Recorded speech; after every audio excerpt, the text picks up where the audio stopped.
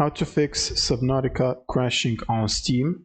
So first you want to go to your library, right click on the game, open up the properties window, and then click on the general tab, and under launch options you want to type -dx11 like this.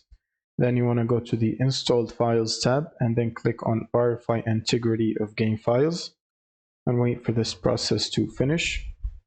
Now once this is done, you want to click on the browse button and then find the game's exe file, right click on it, and then click on properties and compatibility tab.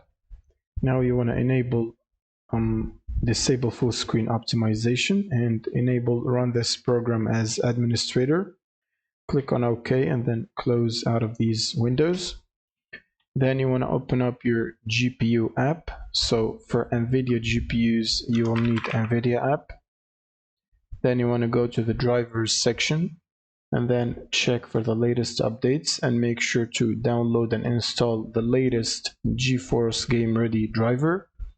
And after installing it, it should ask you to restart your system. And if it doesn't, you should try to restart it anyway. So after restarting your system, before launching the game, you want to make sure to run Steam as administrator by right-clicking on Steam and click on Run as admin.